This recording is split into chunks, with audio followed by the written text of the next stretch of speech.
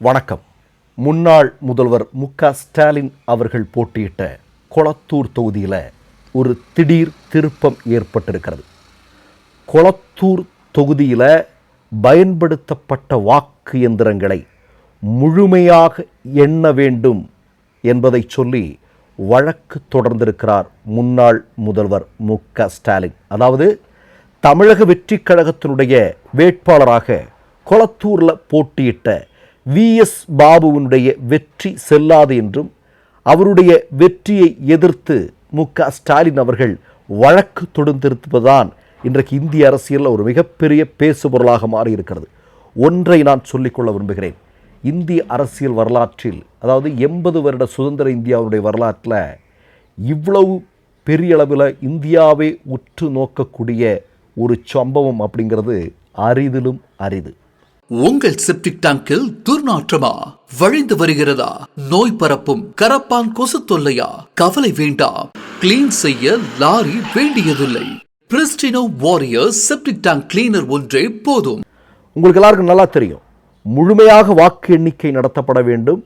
அங்கு இருக்கக்கூடிய வாக்கு எந்திரங்கள், அதே மாதிரி கண்ட்ரோல் யூனிட், அதே மாதிரி விவிபேட், இதனுடைய செயல்பாடுகள் இதெல்லாம் யாரு? கோர்ட்டினுடைய மேற்பார்வையில் சரிபார்க்க வேண்டும். உங்களுக்கு ஒன்றை சொல்லிக்கொள்ள விரும்புகிறேன். சமீபத்தில் கோர்ட்டினுடைய மேற்பார்வையில் எண்ணப்பட்ட ஒரு தேர்தல் முடிவுகளில் அதற்கு முன்னால் வெற்றி பெற்ற நபருடைய வெற்றி செல்லாது என்று கோர்ட்டே அதிரடி உத்தரவு பிறப்பித்த இந்த இடத்துல நான் சுட்டிக்காட்ட விரும்புகிறேன். ரொம்ப ரொம்ப முக்கியமான விஷயம். இன்னொன்றை நான் சொல்லிக்கொள்ள விரும்புகிறேன். ஏன்னா ஏற்கனவே பாஜகவிற்கும் தேர்தல் ஆணையத்திற்கும் தாவேக்காவுக்கெல்லாம் வயிற்றில் புளியை கரைக்கக்கூடிய நேரம். திராவிட முன்னேற்றக் கழகம் வழக்கு என்று எந்தெந்த விஷயங்கள் எல்லாம் கோர்ட்டுக்கு போயிருக்கோ அதிலெல்லாம் பெரும்பாலானவைகள் அவர்கள் வெற்றி பெற்றிருக்கிறார்கள். முன்னாள் முதல்வர் ஜெயலலிதா விஷயத்தில் உட்பட அடுக்கி கொண்டே போகலாம். அவர்கள் அவ்வளோ சீக்கிரம் அப்படி கோர்ட்டுக்கெல்லாம் போக மாட்டாங்க. அவங்க கோர்ட்டுக்கு போகிறாங்க அப்படின்னா பெரும்பாலும் அதில் அவர்கள் வெற்றி அடைந்திருக்கிறார்கள் அப்படிங்கிறதா கடந்த கால வரலாறு. இப்போது முன்னாள் முதல்வர் மு.க.ஸ்டாலின் தன்னுடைய வெற்றி உறுதி செய்யப்பட வேண்டும், வி.எஸ். பாபுவினுடைய வெற்றி செல்லாது என்று அறிவிக்க வேண்டும் என்பதை சொல்லி இன்றைக்கு உயர்நீதிமன்றத்தில் வழக்கு தொடுத்திருப்பது என்பது ரொம்ப ரொம்ப முக்கியமான விஷயமாக பார்க்கப்படுகிறது. சிந்தாதிரிப்பேட்டையில் கடந்த 2 வாரங்களுக்கு முன்பு திமுகவிற்கு சந்தேகம். அவங்க என்ன பண்ணுறாங்க அப்படின்னா, கொளத்தூர் வாக்குச்சாவடி, அதாவது 1, 17, 28, 32, 75 இந்த மாதிரியான வாக்குச்சாவடிகளில் மட்டும் எடுத்து இந்த வாக்குச்சாவடிகளில் பயன்படுத்தப்பட்ட வாக்கு இயந்திரங்களை ஆய்வு செய்ய வேண்டும், சோதனை செய்ய வேண்டும். மறுவாக்கு எண்ணிக்கை அங்கே நடத்தணும். இதெல்லாம் நடந்திருக்கா, கரெக்டாக இருக்கா அப்படிங்கிறது பார்க்கணுங்கிற மாதிரி அவங்க போயிருந்தாங்க. அது செயல்படுத்தப்பட்டது. ஆனால் அதனுடைய முடிவுகள் வேறு மாதிரியாக இருந்தது. திராவிட முன்னேற்றக் கழகத்தினுடைய சார்பில் ஆய்விற்கு சென்ற இளங்கோவன் அவர்கள் வெளியே வந்து சொன்ன வார்த்தைகள் மிகப்பெரிய அதிர்வலைகளை இந்தியாவில் ஏற்படுத்தி இருக்கிறது. அங்கு பயன்படுத்தப்பட்ட வாக்கு இயந்திரங்கள், விவிபேட், இதில் எல்லாமே பெருத்த சந்தேகங்கள் எங்களுக்கு இருக்கிறது, அதற்கான ஆதாரங்கள் இதோ என்று அவர் ஊடகங்களுக்கு முன்னால் பேசியிருக்கிறார். அப்படிங்கிறதெல்லாம் நமக்கு நல்லா தெரியும். நான் ஒன்றே ஒன்று மட்டும் உங்களுக்கு சொல்லிக்கொள்ள விரும்புகிறேன். இன்றைக்கு முன்னாள் முதல்வர் சொல்லியிருக்காரு, முழுமையாக மறுவாக்கு எண்ணிக்கை நடத்தப்பட வேண்டும் என்று. அது மறுவாக்கு எண்ணிக்கைனா சாதாரணமாக இல்லை. அந்த தொகுதியில் பயன்படுத்தப்பட்டிருக்கக்கூடிய இவிஎம்மில் மக்கள் செலுத்திய வாக்குகள், விவிபேட்டில் வந்திருக்கக்கூடிய ஸ்லிப்புகள், இது முழுமையாக ஒத்து போகிறதா அப்படிங்கிறத பார்க்கணும். இது ரொம்ப ரொம்ப முக்கியமான விஷயம். அது பார்த்தாலே தெரிஞ்சிடும். அப்படி என்றால் நாம் என்ன கேட்கிறோம்னா, மு.க.ஸ்டாலின் அவர்களுடைய தொகுதியினுடைய ரிசல்ட் வேற மாதிரி இருந்தது அப்படின்னா தமிழ்நாட்டில் கடந்த சட்டமன்ற தேர்தலுடைய வெற்றிகள் முழுமையாக செல்லாது என்று சொல்வதற்கான வாய்ப்பு இருக்கிறது என்பதுதான் மிக முக்கியமான செய்தி. ஒன்றுமில்லைங்க, இந்த எலெக்ஷன் முடிஞ்சது இல்லையா, நாங்கள் கொளத்தூர் தொகுதியில் சில இடங்களில் போய் பல மக்கள்கிட்ட நாங்கள் பேசினோம். நீங்கள் யாருக்கு வாக்களித்தீர்கள் என்று நாங்கள் கேட்டோம். பல வார்டுகள், அதாவது திராவிட முன்னேற்றக் கழகத்திற்கு மிகப்பெரிய அளவில் செல்வாக்கு இருக்கக்கூடிய பல வார்டுகள் இருக்குது. அந்த வார்டுகள் எல்லாம் நாங்கள் போய் கேட்டோங்க. குறைந்தபட்சம் ஒரு 50-60 பேர்கிட்ட கேட்டோம். அவர்களில் பெரும்பாலானவர்கள், அதாவது 95% அதிகமான பேர் சொன்னது முன்னாள் முதல்வர் மு.க.ஸ்டாலின் அவர்களுக்குத்தான் வாக்களித்தோம் என்று சொன்னார்கள். ஆனால் அப்படி அவர்கள் சொல்கிறார்கள். ஆனால் அங்கே ரிசல்ட் வேறு மாதிரி இருக்குது. இப்போ இந்த இடத்துல நீங்கள் ஒன்று பார்க்கணும். என்ன அப்படின்னா, இளங்கோவன் சொல்கிறார், அதில் பயன்படுத்திய, அதாவது வாக்கேந்திரங்களில் பயன்படுத்தப்பட்ட ஹார்ட்வேரில் கோளாறு ஏற்பட்டது அப்படின்னு. ஆனால் அதை ரொம்ப சர்வசாதாரணமான ஒரு விஷயமாக அங்கே பெல்லினுடைய ஆட்கள் வந்தாங்க இல்லையா, அவங்க அதை சர்வசாதாரணமாக கடந்து போகக்கூடிய காட்சியை நம்ம பார்த்தோம்.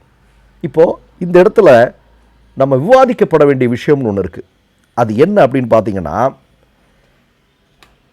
தமிழ்நாட்டில் மிகப்பெரிய அலை ஏதாவது அடித்திருக்கிறதா? கிடையாது. அப்படி கிடையவே கிடையாது.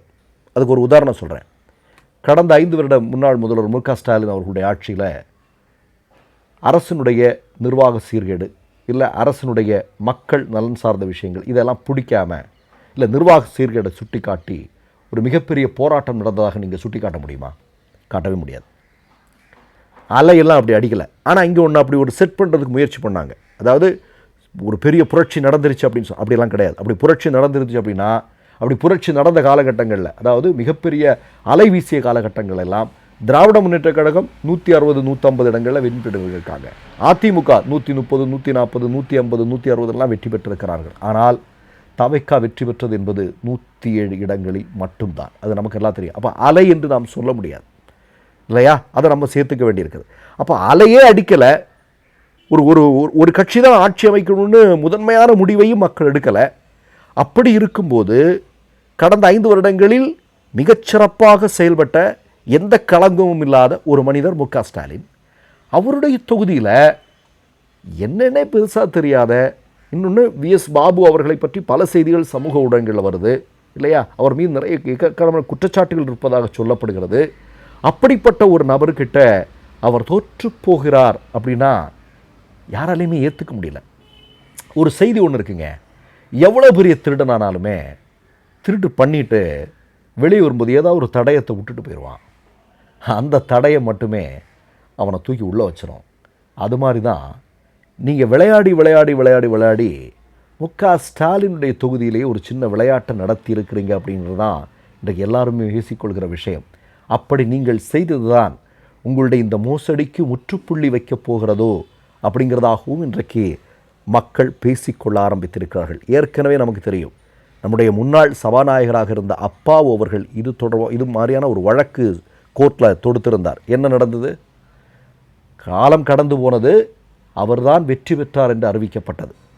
முன்னாள் அங்கே வெற்றி பெற்ற அதிமுகவை சார்ந்தவர், அவர் பதவி வகித்தது எதுவுமே செல்லாது அப்படின்னு சொன்னாங்க. அந்த இடத்துல அப்பாவு தான் இப்போ இந்த தமிழக சட்டமன்ற வரலாறு எடுத்தால் அந்த காலத்திலையும் வெற்றி பெற்றது அதிமுகவினுடைய அந்த உறுப்பினருடைய பேர் வராது, எம்எல்ஏ அவருடைய பேர் வராது, அப்பாவுடைய பேர் தான் வரும். அப்படி என்றால் நாம் என்ன கேட்கிறோம் அப்படின்னா, மு க ஸ்டாலின் அவர்கள் தொடர்ந்து இருக்கக்கூடிய இந்த வழக்கில் விசாரணை வெகு விரைவில் நடக்கப் போகிறது. இந்த விசாரணையுடைய முடிவுகள் மு க ஸ்டாலின் அவர்களுக்கு ஆதரவாக இருக்கும் பட்சத்தில் நிச்சயமாக இந்தியா முழுவதும் ஒரு மாபெரும் அரசியல் திருப்பம் ஏற்பட போகிறது என்பதில் யாரும் சந்தேகப்பட வேண்டாம். எல்லோரும் உற்று நோக்கி கொண்டிருக்கிறார்கள். கொளத்தூர் தொகுதியில் என்ன நடந்தது, கோர்ட் என்ன செய்ய போகிறது என்று. மற்றொரு நிகழ்வில் சந்திப்போம். நன்றி, வணக்கம். 3 யூடியூப் சேனல்கள் வியாபாரத்திற்கு இருக்கிறது. தேவைப்படுபவர்கள் இந்த எண்ணுக்கு தொடர்பு கொள்ளுங்கள். மை நேம் இஸ் ரெட் சேனலை சப்ஸ்கிரைப் பண்ணிக்கோங்க.